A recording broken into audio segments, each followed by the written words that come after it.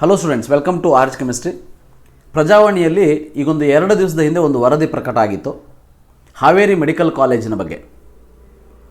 So Haveri medical ಕಾಲೇಜಿನಲ್ಲಿ ಯಾವುದೇ ರೀತಿಯ ಬೋಧಕರು ಇಲ್ಲದೇ ಇರುವಂಥ ಕಾರಣದಿಂದ 150 ವೈದ್ಯಕೀಯ ವಿದ್ಯಾರ್ಥಿಗಳ ಭವಿಷ್ಯ ಅತಂತ್ರದಲ್ಲಿ ಸಿಕ್ಕಿದೆ ಅಂತ.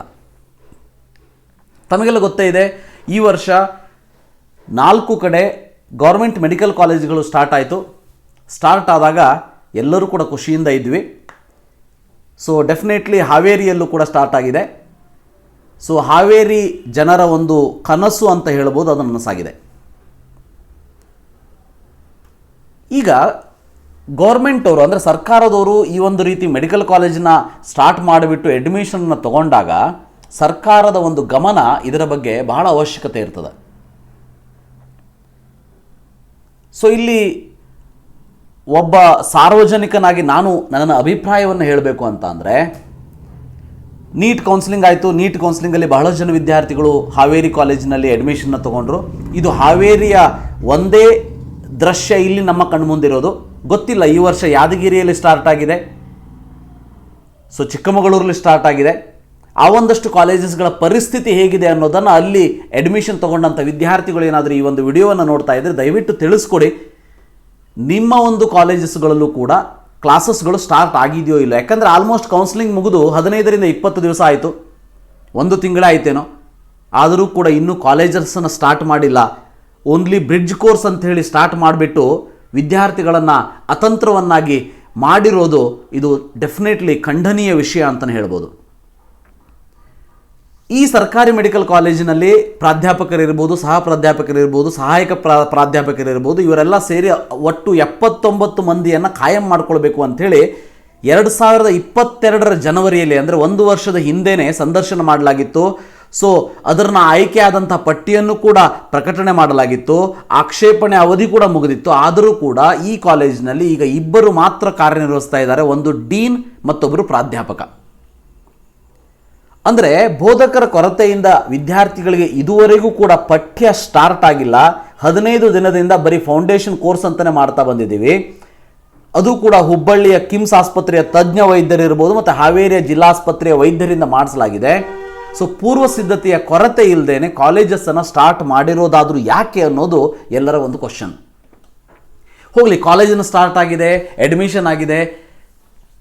ಸರ್ಕಾರದ ಕರೆಯಿಂದ ಈ ಒಂದಷ್ಟು ಕಾಲೇಜಸ್ಗಳಿಗೆ ಲೆಕ್ಚರರ್ಸ್ಗಳನ್ನು, ಟೀಚರ್ಸ್ಗಳನ್ನು ಅಪಾಯಿಂಟ್ ಮಾಡುವಂತಹ ಕೆಲಸ ಆದಷ್ಟು ಬೇಗ ನಡೀಬೇಕು. ಈಗೆಲ್ಲ ನಿಮಗೆ ಗೊತ್ತೇ ಇದೆ, ಗೌರ್ಮೆಂಟ್ದವರು ಈಗ ಮುಂಬರುವಂಥ ಚುನಾವಣೆಯಲ್ಲಿ ಎಲ್ಲರೂ ಕೂಡ ಬ್ಯುಸಿಯಾಗಿಬಿಟ್ಟಿದ್ದಾರೆ. ಹಾವೇರಿ ಜಿಲ್ಲೆಯವರೇ ಆದಂಥ ನಮ್ಮ ಮುಖ್ಯಮಂತ್ರಿಗಳು ಇದರ ಬಗ್ಗೆ ಗಮನ ಹರಿಸಲೇಬೇಕಾಗ್ತದೆ. ಸೊ ಯಾಕಂತಂದರೆ ಈಗ ಆಲ್ರೆಡಿ 2 ತಿಂಗಳ ಆಲ್ಮೋಸ್ಟ್ ವೇಸ್ಟ್ ಆದಾಗೇನೆ. ಇನ್ನೊಂದು ಸ್ವಲ್ಪ ದಿನಕ್ಕೆ ಎಕ್ಸಾಮಿನೇಷನ್ ಅಂತ ಹೇಳಿಬಿಡ್ತಾರೆ. ಯಾವುದರ ಒಂದು ಪ್ರಾಕ್ಟಿಕಲ್ ಅನುಭವನೇ ಇಲ್ಲದಂಥ ವಿದ್ಯಾರ್ಥಿಗಳು ಎಕ್ಸಾಮಿನೇಷನನ್ನು ಹೇಗೆ ಬರೀಬೇಕು? ಸೊ ಈಗ ಏನು ಸರ್ಕಾರದ ಒಂದು ಇಂಜಿನಿಯರಿಂಗ್ ಕಾಲೇಜ್ ಏನಿದೆ ಹಾವೇರಿಯಲ್ಲಿ, ಅಲ್ಲಿ ಈ ಮೆಡಿಕಲ್ ಕಾಲೇಜನ್ನು ಈಗ ಸ್ಟಾರ್ಟ್ ಮಾಡಲಾಗಿದೆ. ತಾತ್ಕಾಲಿಕವಾಗಿ ಟೆಂಪ್ರರಿಯಾಗಿ ಸ್ಟಾರ್ಟ್ ಆಗಿದೆ. ಹಾಸ್ಟೆಲ್ ವ್ಯವಸ್ಥೆಯನ್ನು ಕೂಡ ಅಲ್ಲೇ ಮಾಡಿದ್ದಾರೆ. ಹಾಸ್ಟೆಲ್ ವ್ಯವಸ್ಥೆಯಲ್ಲೂ ಕೂಡ ಸರಿ ಇಲ್ಲ ಅನ್ನೋದು ಇಲ್ಲಿ ಬಂದಿರುವಂಥ ಒಂದು ಅಭಿಪ್ರಾಯ. ದಯವಿಟ್ಟು ಯಾರಾದರೂ ಹಾವೇರಿ ಕಾಲೇಜಿನಲ್ಲಿ ಅಡ್ಮಿಷನ್ ತೊಗೊಂಡಿರುವಂಥ ವಿದ್ಯಾರ್ಥಿಗಳು ಈ ಒಂದು ವಿಡಿಯೋವನ್ನು ನೋಡ್ತಾ ಇದ್ದರೆ ದಯವಿಟ್ಟು ನೀವು ನಿಮ್ಮ ಅನಿಸಿಕೆಯನ್ನು ಹೇಳಿ. ಸೊ ದ್ಯಾಟ್ ಮುಂದಿನ ವರ್ಷ ಸೆಲೆಕ್ಟ್ ಮಾಡ್ಕೊಳ್ಬೇಕಾದ್ರೆ, ವಿದ್ಯಾರ್ಥಿಗಳು ಕಾಲೇಜಸ್ಗಳನ್ನು ಸೆಲೆಕ್ಟ್ ಮಾಡ್ಕೊಳ್ಬೇಕಾದ್ರೆ ಯಾವ್ಯಾವ ಪಾಯಿಂಟ್ಸ್ಗಳನ್ನು ಅಬ್ಸರ್ವ್ ಮಾಡಬೇಕು ಅನ್ನೋದು ಅವರಿಗೂ ಕೂಡ ಗೊತ್ತಾಗ್ತದೆ, ಅವರ ಪೇರೆಂಟ್ಸ್ಗಳಿಗೂ ಕೂಡ ಗೊತ್ತಾಗ್ತದೆ. ಗೌರ್ಮೆಂಟ್ ಕಾಲೇಜ್ ಇದೆ, ಫೀಸ್ ಕಡಿಮೆ ಇದೆ ಅಂಥೇಳಿ ಅಡ್ಮಿಷನ್ ಏನು ಮಾಡ್ಕೊಂಡು ಬಿಟ್ವಿ. ಆದರೆ ಈ ರೀತಿ ಬೋಧಕರೇ ಇಲ್ಲ ಅಂತಂದರೆ ಪಾಪ ನಮ್ಮ ವಿದ್ಯಾರ್ಥಿಗಳು ಹೇಗೆ ಕಲಿಬೇಕು, ಏನನ್ನು ಕಲಿಬೇಕು?